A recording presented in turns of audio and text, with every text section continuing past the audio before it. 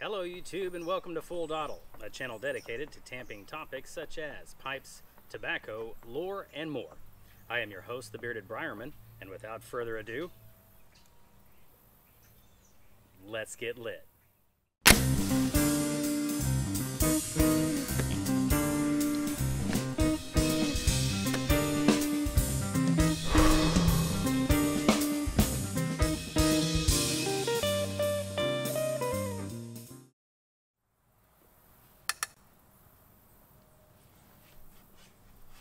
Welcome back everyone, and on this episode of Full Dottle, I'm going to be telling you a little story about my time in boot camp.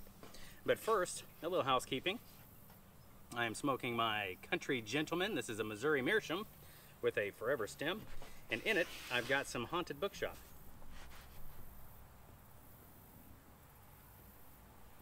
Thank you, Jojo.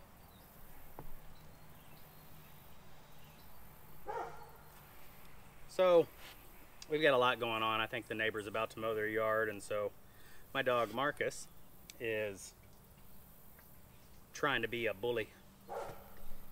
So you might hear him barking. Anyway, at the beginning of this pandemic, there was a shortage of certain essential items, in my opinion, at the supermarkets. People were freaking out. Couldn't find the stuff anywhere except on eBay, and half the stuff was marked up 3, 4, 5,000%.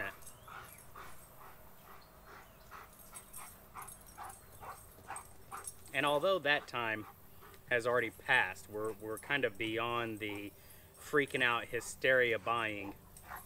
It reminded me today, as I was thinking on things, of a time when I first got into boot camp.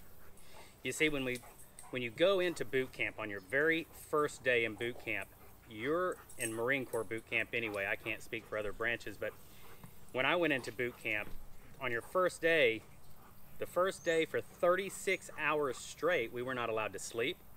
We did not eat. We weren't allowed to do anything but a very quick head call, as they call it in the Marine Corps. That's a bathroom break. We weren't allowed to sit down, so we couldn't have a bowel movement. You could stand up in the urinal, and that was it. And generally, you had somebody watching you. One of the drill instructors were in there with you.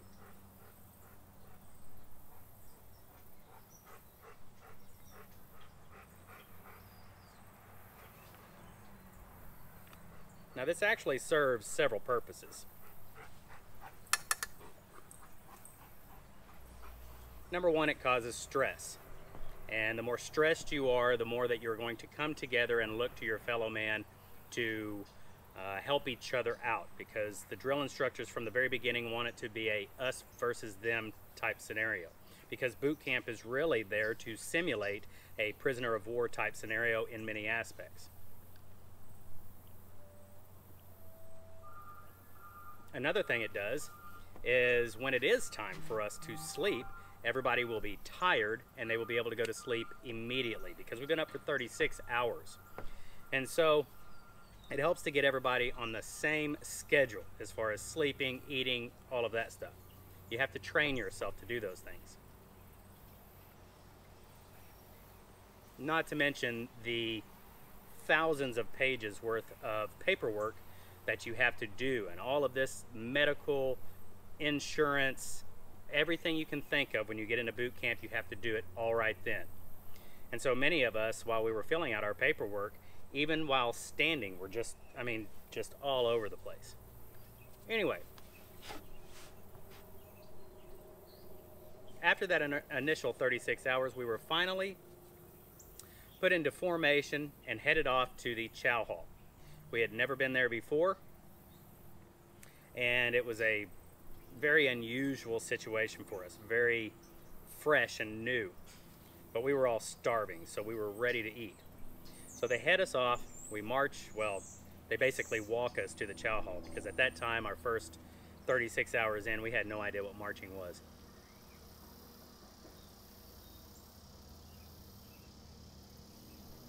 So,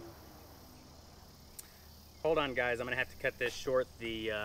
My pest control contract people just showed up to spray my house. It's a every other month service, so hold on just a moment, guys. All right, everyone. You might see him walking around about to spray the house. I'll try to get out of his way. So anyway, so we head off toward the chow hall, eat our meal. At this point, they're really not too in our face. I mean, after 36 hours, what's it gonna do anyway? So we eat our meal and they head us back to this huge squad bay. It was an intake squad bay. Only one night there before we actually picked up with our platoon on what is known as Black Friday. So at the end of the day, they finally release us into our squad bay. We don't have to post fire watch or anything for that night. They basically let us sleep.